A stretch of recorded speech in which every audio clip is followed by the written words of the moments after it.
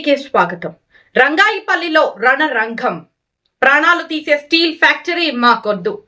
మెదక్ జిల్లా మనోహరాబాద్ మండలం చెట్ల గౌరారం రంగాయిపల్లిలో పోలీసుల పహారాలో ఎంఎస్ అగర్వాల్ స్టీల్ పరిశ్రమ ప్రజాభిప్రాయ సేకరణ కోసం వచ్చిన అధికారులను నిలదీసిన స్థానికులు.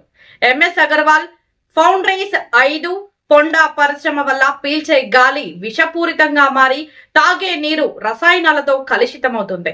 ఈ ప్రాంతంలోని ప్రజల జీవితం ప్రశ్నార్థకం చేస్తున్న ఈ పరిశ్రమను శాశ్వతంగా తొలగించాలని గ్రామస్తులు కొన్నాళ్లుగా పోరాడుతూనే ఉన్నారు. అడ్డగోలుగా ఉత్పత్తి సామర్థ్యాన్ని పెంచుకునేందుకు యాజమాన్యం చేస్తున్న ప్రయత్నాలు స్థానికుల్లో ఆగ్రహం వ్యక్తమవుతోంది.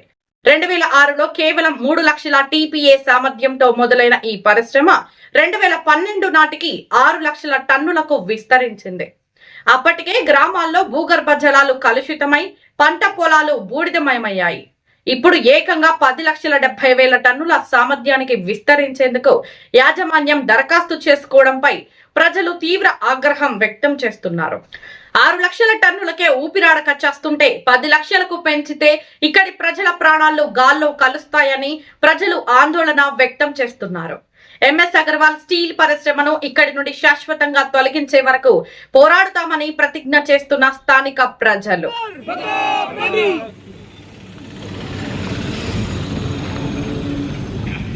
ఈరోజు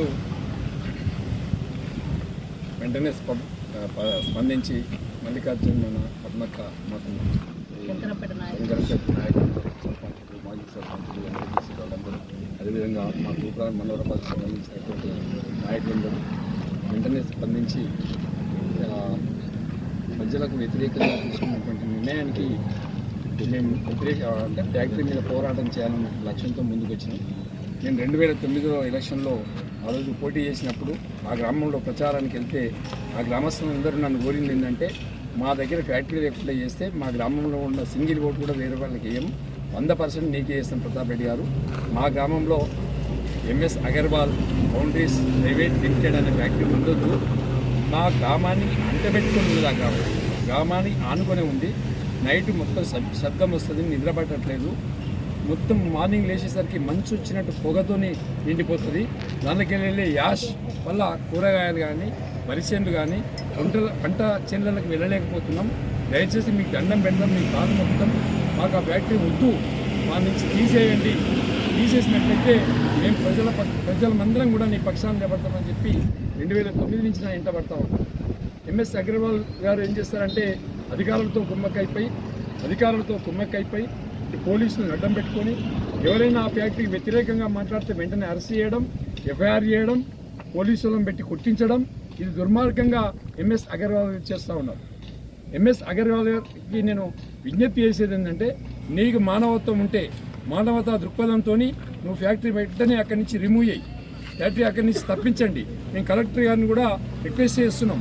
కలెక్టర్ గారు కూడా మానవతా దృక్పథంతో ప్రజా అభిప్రాయాన్ని అంటే 2 గ్రామాల ప్రజల్ని గ్రామ పంచాయతీ దగ్గర పిలవండి, మీరు కూడా రండి. మీ ముందుల ప్రజల యొక్క మేజర్ దాదాపు 98% ప్రజలు, ఒకరిద్దరు తాబేదారులు గారు అక్కడికి ఇట్లా డబ్బులు ఇచ్చి వాళ్ళు మేనేజ్ చేసి ఉండవచ్చు, కానీ 98% పబ్లిక్ ఆ పార్టీకి ఆ ఫ్యాక్టరీకి వ్యతిరేకంగా పనిచేస్తూ ఉన్నారు, వ్యతిరేకంగా మాట్లాడుతూ ఉన్నారు. ఎందుకంటే వాళ్ళ లైఫ్, వాళ్ళ లంగ్స్ పోతున్నాయి, వాళ్ళ హార్ట్ ఎఫెక్ట్ అవుతుంది, వాళ్ళకు నెత్తిలో వెంట్రుకలన్నీ ఊడిపోతున్నాయి. అక్కడ బోరు వేసుకుంటే పొల్యూషన్ పట్టాలి, మంచినీళ్ళు తాగుదామంటే పొల్యూషన్ పట్టాలి. అక్కడ కనీసం పంట పొలాలకు ఆ నీరు పెడతా ఉంటే పొల్యూషన్ సంబంధించినటువంటి విత్తనాలు కానీ పొల్యూషన్ సంబంధించిన కూరగాయలు కానీ వరి కానీ ఇవన్నీ కూడా వినలేని పరిస్థితుల్లో ఉన్నాం. కాబట్టి ఈ పరిస్థితిని దృష్టిలో పెట్టుకొని నేను పొద్దున 7 గంటలకే బయలుదేరి చుట్టూ పోలీస్ బందోబస్తు దాదాపు 500 మందిని పోలీసులను పెట్టి 500 మంది పోలీసులను పెట్టి నిర్బంధంగా గ్రామస్తులను ఎవరిని రాకుండా చేసి మన ఎన్జిఓల పేరు మీద దొంగ కార్డు క్రియేట్ చేసి ఎంఎస్ అగర్వాల్ అనే వ్యక్తి ఎన్జిఓల పేరు మీద దొంగ కార్డు క్రియేట్ చేసి ప్రైవేటు వ్యక్తుల్ని ఒక 50 మందిని తీసుకొచ్చి వాళ్ళతోని పాజిటివ్ చెప్పించుకునే ప్రయత్నం చేసింది. యాక్చువల్గా ఆ గ్రామానికి సంబంధించిన వాళ్ళు అక్కడ ఎవరు లేకుండా గ్రామం చుట్టూ పోలీస్ బందోబస్తు పెట్టి అక్కడ ఉన్నటువంటి యువకులను కానీ మహిళల్ని కానీ ఎవరిని రాకుండా అడ్డుకునే ప్రయత్నం చేశారు. నేను ప్రజల పక్షాన బీఆర్ఎస్ పార్టీ పక్షాన ప్రజల కోసం నేను అక్కడికి వెళ్తే నన్ను అక్కడ ఉన్నటువంటి డిఎస్పీ గారు, సిఐ గారు అక్కడ దాదాపు 500 మంది పోలీసులను పెట్టి నన్ను అరెస్ట్ చేసి, నాతో పాటు సత్యనారాయణ గౌడ్ని అరెస్ట్ చేసి, ఆ గ్రామంలో ఉన్నటువంటి యువకుల్ని కూడా అరెస్ట్ చేసి గ్రామంలోకి వెళ్ళి ఎవరిని వెళ్ళకుండా చూసి అటు శివంపేట పోలీస్ స్టేషన్, ఇటు శంకరపల్లి పోలీస్ స్టేషన్లో పెట్టి నిర్బంధంగా చేస్తూ ఉన్నారు. మేము కలెక్టర్ గారికి విజ్ఞప్తి చేస్తున్నాం, రేపు 12 గంటలకు కలెక్టర్ గారిని కలుస్తాం, కలెక్టర్ గారికి రిప్రజెంటేషన్ ఇస్తాం.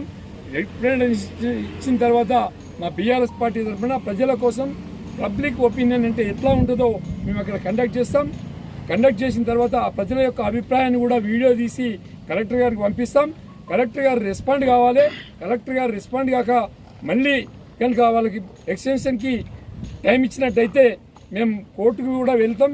కోర్టులో కూడా మా ప్రజా అభిప్రాయం సరిగ్గా జరగలేదు, మళ్ళీ ప్రజా అభిప్రాయాన పోలీసుల నిర్బంధంలో కాకుండా ప్రజల మధ్యలో జరగాలని చెప్పేసి కోరుకొని మరి కోర్టులను కూడా న్యాయస్థానాన్ని కూడా ఆశ్రయించి న్యాయం కోసం పోరాటం చేస్తాం.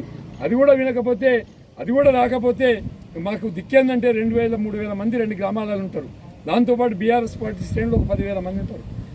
మేము నేషనల్ హైవే 44 మీద దిగ్బంధంగా కూర్చుంటాం. పెడితే పోలీసులు కేసులు పెడతారు. కేసులకి వెనకాడేది ఏం లేదు. మేము ప్రజల కోసం కేసులకైనా వెనకాడం, మా ప్రాణాలు త్యాగం చేసైనా సరే బీఆర్ఎస్ పార్టీ తరఫున ప్రజల పక్షాన నిలబడి చెట్ల గౌరవం రంగాయపల్లి గ్రామ ప్రజల కోసం, అక్కడున్న రైతుల కోసం, అక్కడున్న యువకుల కోసం, అక్కడున్న మహిళల కోసం మేము పోరాటం చేసి ఎంఎస్ అగర్వాల్ మన బౌండరీస్ ప్రైవేట్ లిమిటెడ్ ఫ్యాక్టరీని అడ్డుకొని తీర్థం. అక్కడి నుంచి రిమూవ్ చేసే వరకు వదిలిపెట్టే సమస్య లేదని చెప్పి ఈ సందర్భంగా హెచ్చరిస్తుంది. రంగాయపల్లి గ్రామానికి సంబంధించిన అక్కడ ఒక factory MS Agarwal foundries private limited company వాళ్ళ కంపెనీని ఎక్స్టెన్షన్ చేసుకుంటామని చెప్పేసి మరి అక్కడ ప్రజాభిప్రాయ సేకరణ చేయడం జరుగుతూ ఉంది. అలాంటి సందర్భంలో గతంలోనే ఉన్న ఫ్యాక్టరీ అక్కడున్న 2 గ్రామాలకు సంబంధించిన మరి ఆ ప్రజలకు కావచ్చు, అక్కడున్న పంట పొలాలకు నష్టం జరుగుతూ ఉంది. పొల్యూషన్ ఎక్కువైపోయింది. అక్కడున్న పంటలు కూడా సరిగా పండలేని పరిస్థితి వచ్చింది. భూములు పాడైపోతూ ఉన్నాయి. పొల్యూషన్తోని లంగ్స్ ఇన్ఫెక్షన్స్ వచ్చి ప్రజలకు కూడా ఇబ్బందికరంగా ఉందని చెప్పేసి ప్రజలందరూ కూడా అక్కడ ఫ్యాక్టరీయే వద్దన్న సందర్భంలో ఎక్స్టెన్షన్ చేస్తామని చెప్పేసి మళ్ళీ ప్రజాభిప్రాయ సేకరణ చేపట్టడం అనేది అసందర్భం. నిజంగా కూడా మరి ప్రభుత్వానికి చిత్తశుద్ధి ఉంటే అక్కడ ఫ్యాక్టరీనే ఎత్తేయాలని చెప్పేసి మేము డిమాండ్ చేస్తూ ఉన్నాం. దానికి సంబంధించి బీఆర్ఎస్ పార్టీ పక్షాన ప్రతాప్ రెడ్డి గారు, గౌరవనీయులు ప్రతాప్ రెడ్డి గారు అక్కడ దాన్ని ఆపాలే. అక్కడ ఫ్యాక్టరీ ఉంటే ప్రజలకు నష్టం, అక్కడ పంట పొలాలకు నష్టం, అక్కడ ఉన్న ప్రజలకు ఆరోగ్యకరమైన ఇబ్బందికరమైన పరిస్థితులు వస్తున్నాయని చెప్పేసి మరి అక్కడ ప్రజాభిప్రాయ సేకరణకు వెళ్ళి ఒక రిప్రజెంటేషన్ ఇస్తామని చెప్పి అక్కడికి వెళ్ళిన సందర్భంలో అక్కడ పోలీస్ బందోబస్తులో ఆ ప్రజాభిప్రాయ సేకరణ జరుగుతూ ఉంది. దాంట్లో వెళ్ళి ఒక రిప్రజెంటేషన్ ఇచ్చి ఇక్కడ ఒక ఫ్యాక్టరీ కట్టడమే బాగాలేదు, ఇక్కడ ఇబ్బందికరమైన పరిస్థితులు ఉన్నాయని చెప్పడానికి వెళ్తే మరి ప్రివెంటివ్గా అరెస్ట్ చేసి శంకరంపేట మండలానికి తీసుకురావడం జరిగింది. ఏం ప్రజాభిప్రాయ సేకరణ చేస్తూ ఉన్నారు మీరు? అక్కడ 3,000 మంది జనాభా 2 గ్రామాలకు సంబంధించి, మీ దగ్గర ఉన్నది 40-50 మంది జనాలు అక్కడికి వచ్చేది. అదే ప్రజాభిప్రాయ సేకరణ. అందుకే ఇది ప్రజాభిప్రాయ సేకరణ కాదు, పోలీసుల బందోబస్తు మంద నిర్బంధంగా ఆ ప్రజాభిప్రాయ సేకరణ చేపట్టి నిర్బంధంగా అక్కడ ఫ్యాక్టరీని ఎక్స్టెన్షన్ చేయాలని చెప్పేసి అక్కడ కంపెనీ వాళ్ళు భావిస్తూ ఉన్నారు. దానికి ప్రభుత్వం సపోర్ట్ చేస్తూ ఉంది, దానికి పోలీసులు సపోర్ట్ చేస్తూ ఉన్నారు. దాన్ని పూర్తిగా ఖండిస్తూ ఉన్నాం. మరి అంతేకాకుండా బీఆర్ఎస్ నాయకులు ప్రజాభిప్రాయ సేకరణను కనీసం రిప్రజెంటేషన్ చేసే హక్కు లేదా? వాళ్ళని తీసుకొచ్చి నిర్బంధించి పోలీస్ స్టేషన్లో పెడతారా? అరెస్ట్ చేస్తారా? ఇది ఎక్కడ అన్యాయం? ప్రజాభిప్రాయ సేకరణ అంటే అందరు ప్రజలతో మమేకమై పనిచేసి రేపు ఆ ఊర్లో ఎట్లుండాలి, ఆ గ్రామాల పరిస్థితి ఏంది, ఈ పొల్యూషన్తో ఎంత ఇబ్బంది వస్తుందో చెప్పుకునే అవకాశం లేదా? ఇదేనా ఈ ప్రభుత్వం యొక్క నిర్బంధ వైఖరి, ఈ ప్రభుత్వం యొక్క నిరంకుశ వైఖరి? అందుకే మేము డెఫినెట్గా దాన్ని ఖండిస్తూ ఉన్నాం. ఏదైతే ప్రజాభిప్రాయ సేకరణకు వెళ్తున్న బీఆర్ఎస్ నాయకులను ప్రివెంటివ్గా అరెస్ట్ చేయడాన్ని ఖండిస్తూ ఉన్నాం. అదేవిధంగా అక్కడ ఫ్యాక్టరీ ఎక్స్టెన్షన్ కూడా ఖండిస్తూ ఉన్నాం. తప్పకుండా రేపు అధికారులను కలుస్తాం, పై అధికారులను కలుస్తాం. అవసరమైతే హైకోర్టులో ప్రైవేట్ బిల్ కూడా వేస్తాం.